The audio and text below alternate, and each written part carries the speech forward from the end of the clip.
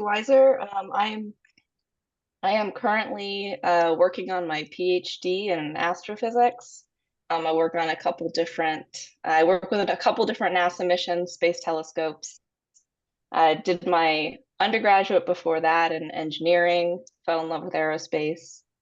And I actually, half my family is from Stockton, California, so it was Oh, cool wow. to watch the movie and see that. So cool. Um, I'm going to grab my yeah, cup of so coffee. happy to Hang be on. here. Great. Happy Thanks. to be here. Happy to chat.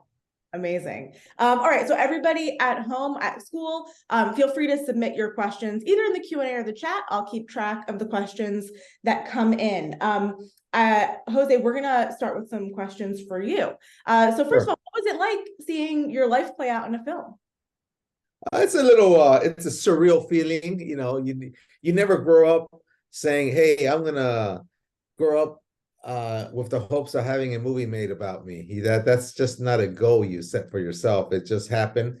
But I did set out to become an astronaut, and I think the story is a good story that will help motivate folks to realize that it doesn't matter where you start, it ends up where you finish. And I'm hoping this movie motivates people to dream big. That's wonderful. Yeah, I think this film will definitely motivate that. That's great. So we've got a question from Monet from Pawtucket in Rhode Island from Jenks Middle School. Monet would like to know what was the hardest experiment that you had to do as an engineer in your pursuit of becoming an astronaut?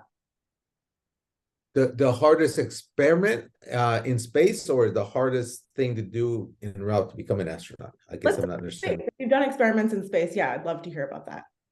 Well, I think the hardest ones is on yourself, where you have to take your blood samples and all that kind of stuff. So, you know, you do a lot of things to yourself, and so every so often they want blood samples, and you put them in a freezer kind of thing, coolers, and so they analyze them later on. That sounds like pretty tough stuff. You have to take your own blood samples. You can't have a buddy do like a buddy system of blood samples. You can, but you tend to trust yourself more than your buddies. Yeah, in space, it's tough to get your grounding. Wow, that is pretty tough stuff. Amazing. And then the next question, so the teachers were really like prevalent in this film, and like the inspiration of your teachers. What would you say to teachers on how they can inspire and support students the way your teachers had when you were young? Well, I would tell them that I know it's hard being a teacher, and I know it's a thankless job, but they are so needed. I mean, to me, they're the true heroes in ensuring that people like myself can become astronauts. And it's not really the big stuff they do, it's the small stuff they do. Like Miss Young, I mean, she took 30 minutes off her day to come and convince my parents that we needed to stay in one place, and she completely changed the trajectory of our family. And it's the little things. I always try to remind the teachers when I give conferences to teachers. I said it's the little things you do that make the biggest difference. So whenever you get somewhat frustrated or disappointed, and remember the little things you've done to help the kids, because I'm sure they remember you as they go through life, such as I always remember Miss Young. That's amazing. Yeah, as a informal science educator, that really hit home for me for the little things. That's really great.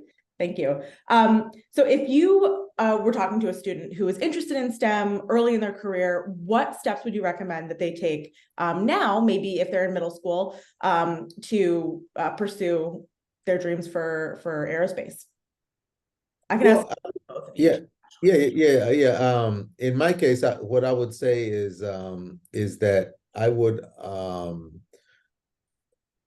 tell them to max out on all the STEM courses, on the AP courses when they go to college, but also don't leave English behind, because you need to be a good communicator. You need to be able to write proposals. So don't just say, "Oh, I just got to focus in math and science and that's it." You also got to be good in your writing skills and your communication skills. And I'm not sure, Lindsey, what do you have in terms of that recommendation?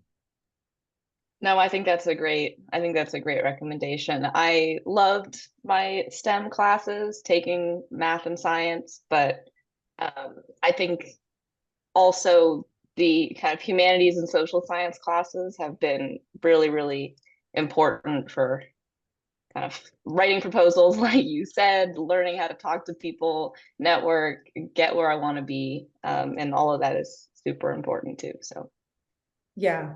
I love that answer, because even in the film, we saw how important it is to be able to effectively communicate with decision makers in funding. If you're the folks who are making the decisions in politics don't realize how critical our science can be, they might stop funding it, and then we have to do different stuff. So yeah, that's humanities is critical. Thank you for saying that.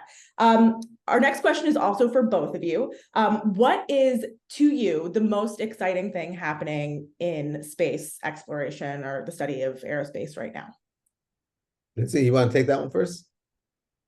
sure, yeah. I mean, a few different things. One, I love astronomy, and so I've been working a lot recently with the James Webb Space Telescope, which is super exciting. Big telescope. We're being able to see a lot of things we've never been able to see before. So that's really exciting to me.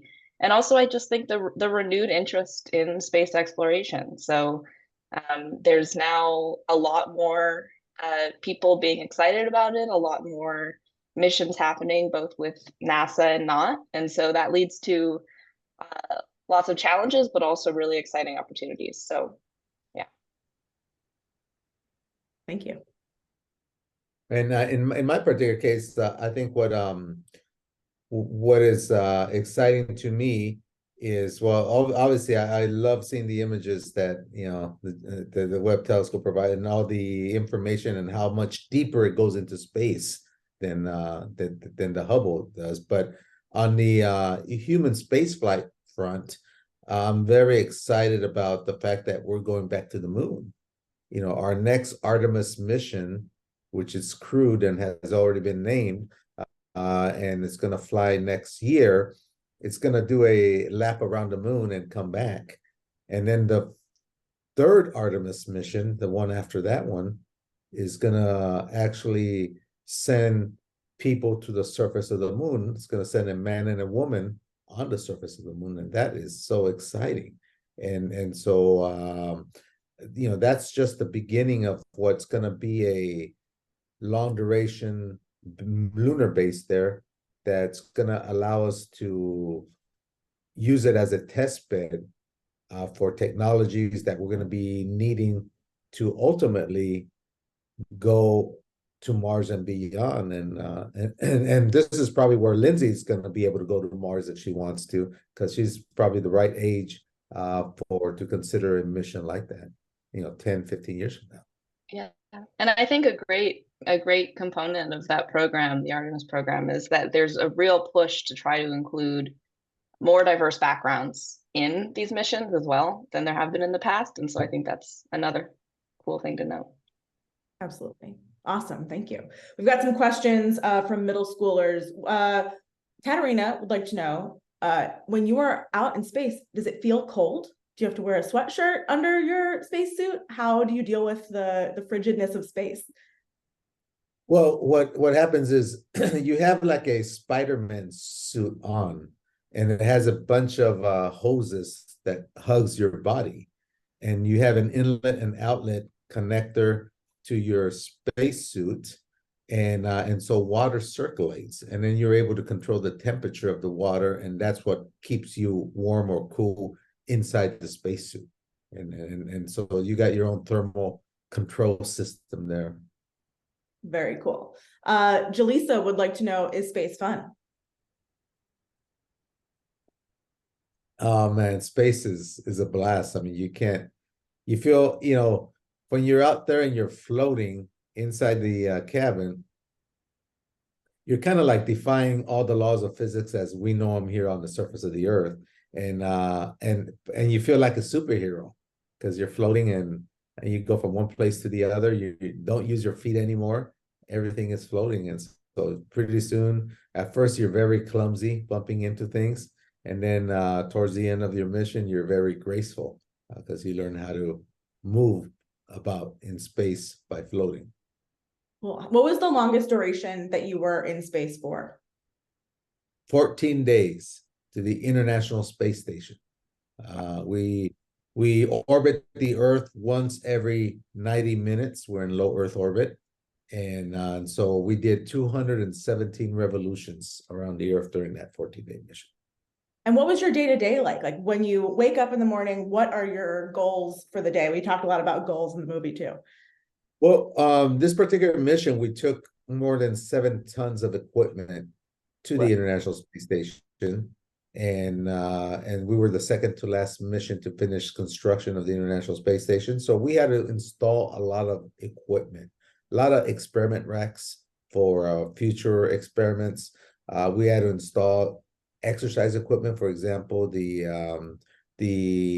treadmill that we have down up there. We installed it. We brought it up and we installed it. We had to conduct a lot of experiments. You know, we took mice up there and we had some experiments, bone density experiments that we had to conduct, and a lot of other materials experiments where we took the materials and aged them out in space to see the effects of atomic oxygen radiation on these different type of materials for durability studies. So there's a lot of things that we did, and believe me, every 5 minutes is spoken for. You get up at 6 in the morning, you go to bed at 11 at night, and if you have more than 10 minutes available, you know, they'll send you a list of things to do during those 10 minutes. So it's very busy. Everybody's busy. I believe but it. They're enjoying. Yeah. How many people are in the space station at one time together? In our particular case, first of all, we went up on the space shuttle. There were 7 of us. I was a flight engineer. And then there were 6 astronauts waiting for us. So we were 13 total when we were docked to the station. And one of our main objectives was to do a crew exchange. That means we took up one of our astronauts that went up with us, Nicole Stopp, and she stayed up there. When it was time to come home, we brought back Tim Kopra, astronaut Tim Kopra. He came home with us. So not the same 7 that took off landed. There was one stayed up there and one came home that was up there. Very cool. Valerie would like to know, what do you eat when you're in space? Oh, you eat, there's a lot of good foods that you eat. It's not pills like, you know, the Jetsons or anything like that. What you do is it's a lot of dehydrated food.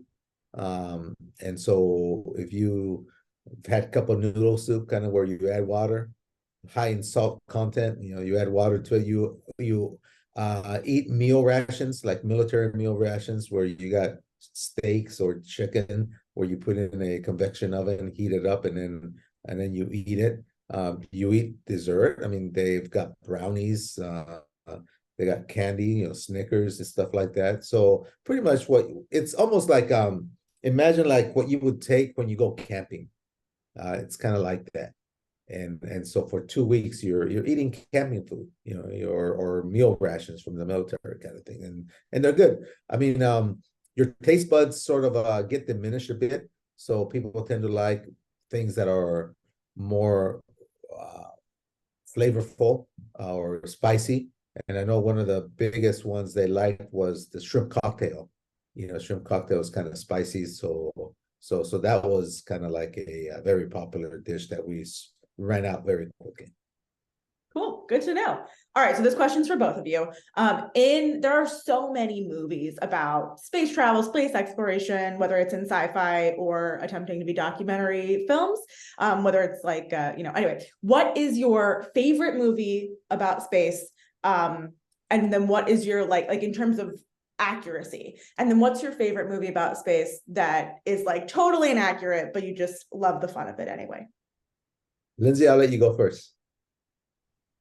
Oh man, I didn't have time to think about it. I mean, as far as accuracy, this one was pretty good. I liked it. It was fun to watch. And it was based on a true story, so that's hard to get more accurate than that. In terms of fun, I grew up on Star Trek, so I'm a fan of all the Star Trek movies. I also love the movie Contact, which it's about finding aliens, so that's always exciting. Yeah. Great. Great. I think mine in terms of accuracy, I'll exclude mine since Lindsay already named that one. The one I would use, probably select, is The Martian with Matt Damon. Lots of math. I think they got about 90% of that one right. And not to pounce on the other one, which I liked a lot, was Gravity. Gravity was a great movie, but there was a lot of inaccuracies. I mean, it showed they did not hire a consultant on that one, because a lot of things that was there just couldn't happen.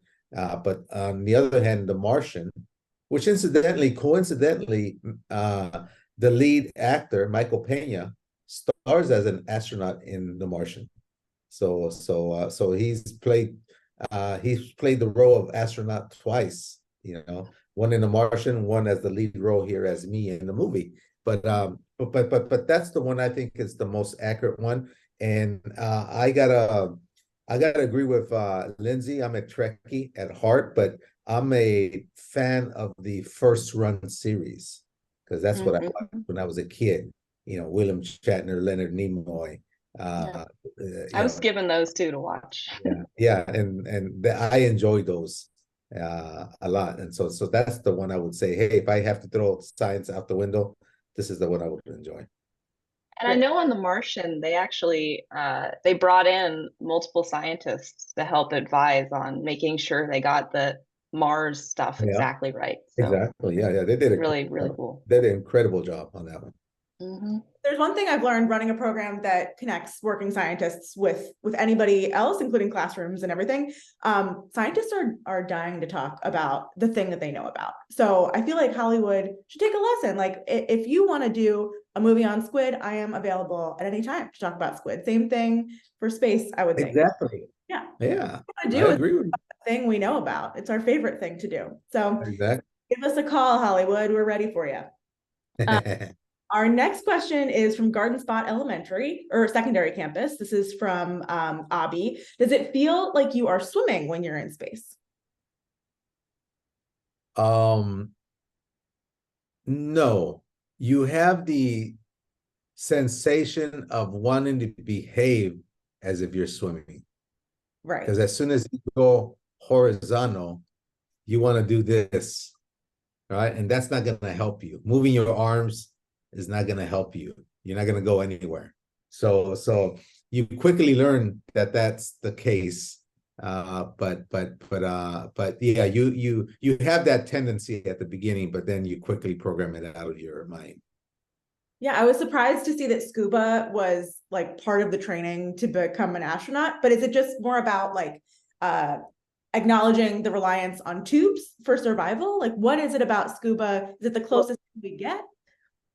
Yeah, well, it's being in a self-contained breathing apparatus, right? I mean, that's what scuba is, a self-contained underwater breathing apparatus. Ours is self-contained space breathing apparatus, right? And it's very similar. So if by the mere fact that you say you scuba dive and are certified, you're letting NASA know that you don't freak out and you're not claustrophobic.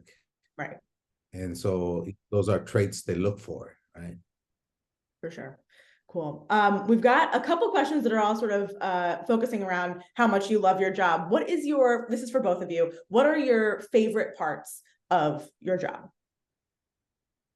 Lindsay? I think for me, it's getting back first images from a telescope and knowing that I or my team or whoever it is, we're looking at this for the first time. So we are learning something about the planet that we're looking at that no one else has seen yet. And we get the opportunity to kind of figure out, what does this mean? What is this planet made of? And then share that with other people. It's super exciting, that moment of just getting the data for the first time, getting the pictures. So that's my favorite. I think my favorite is once you're up there, I mean, you think about it, and you're one of less than 600 people who's had the privilege out of 7 billion who's had the privilege of looking at our planet from that perspective outside. And I said, man, how cool is my office view? You know, it's the coolest office view you can get. It's looking out. You got a window to your planet, and you got another window to the universe. And I said, that is the coolest thing you can have. For I'll sure. add one more in that I think the community of people who work on space topics, whatever it is a really, really passionate, excited group of people.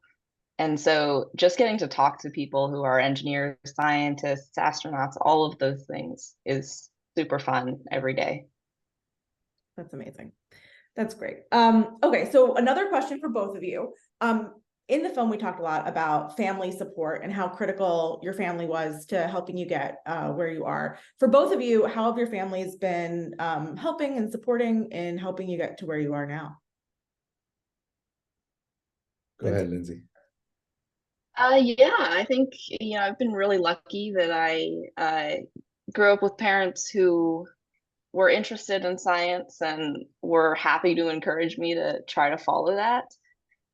I said very early on that I wanted to study space, whether it was to be an astronaut or look through telescopes or whatever. And none of them ever told me that that was crazy. They just said, sure, go for it, do your best. And I did that. So yeah, I'm really grateful for the support they gave me and encouraging me that it wasn't crazy to do.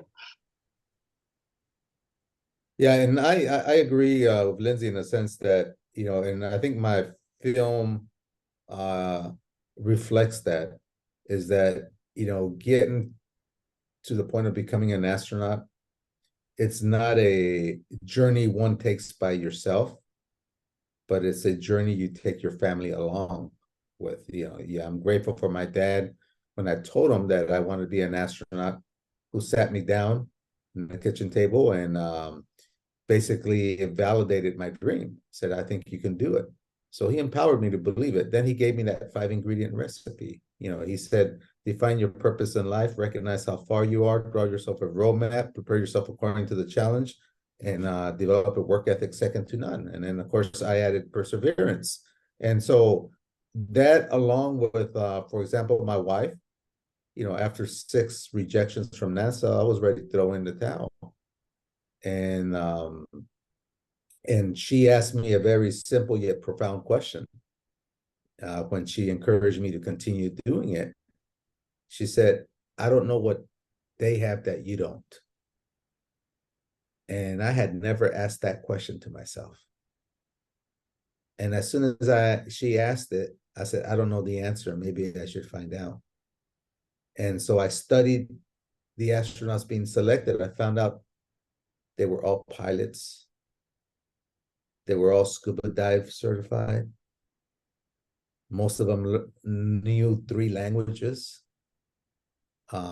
elite athletes. So that's when I realized, hey, I may be fulfilling the minimum requirements, but based on what I just saw right now, I got a lot of work to do. So that's when I invested in myself and became a pilot. That's when I became a certified scuba diver. That's when I started running marathons, ran 12 marathons. And then that's when I accepted the job to go to Russia, because I knew I can have my work give me a one-on-one Russian language instructor so I could learn Russian. So I quickly switched perseverance to what I call strategic perseverance, and started being more strategic about it. And so very grateful that, had my wife not asked that question, had my father not given me that recipe, there's no way I would have been able to reach my goal of becoming an astronaut. So very important. That's amazing. Thank you. All right, we've got 2 more minutes of your time here, so I want to make the most of it with 2 last questions. This is for both of you again. This is from Palm Springs Elementary. We are learning about inner and outer planets. Do you have a favorite planet aside from Earth, and why?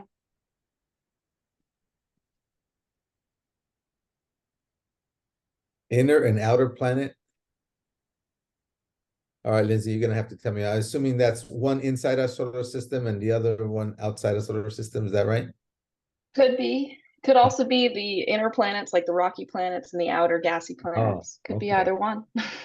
Well, Mars is the one that attracts me on the outer side because of the fact that that's our next logical goal after returning to the moon, right? And Venus is another one. There's an outfit out there trying to see if they can do a manned mission to Venus. I don't know why they would want to do it because it's such a hostile environment, but that's the other one I would pick, I think, just as a proximity. But I don't know, Lindsay, how about you? Yeah, I think you're in a better position here to tell us which one we should go to. I think Venus is one of my favorites for simply because it's got a lot of similarities to Earth and how it formed, but then obviously is very different from Earth today.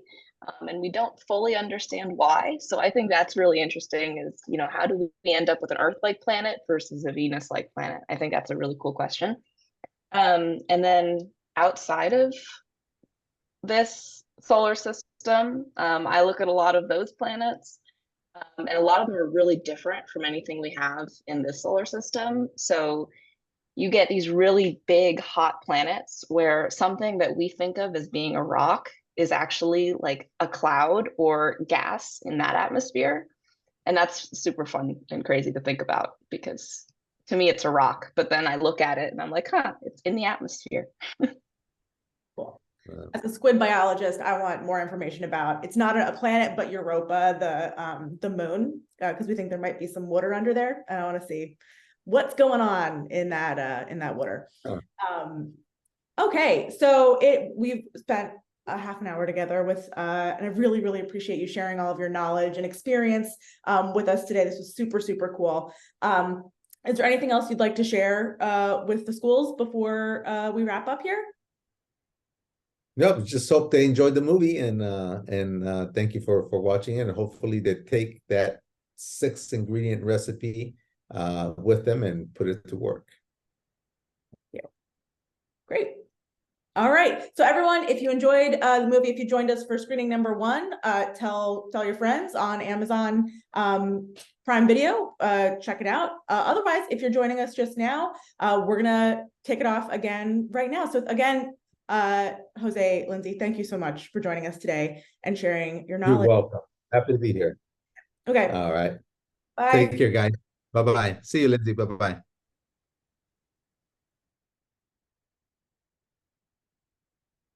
All right, everybody, we are now going to start screening number 2. I'm going to stop the recording here.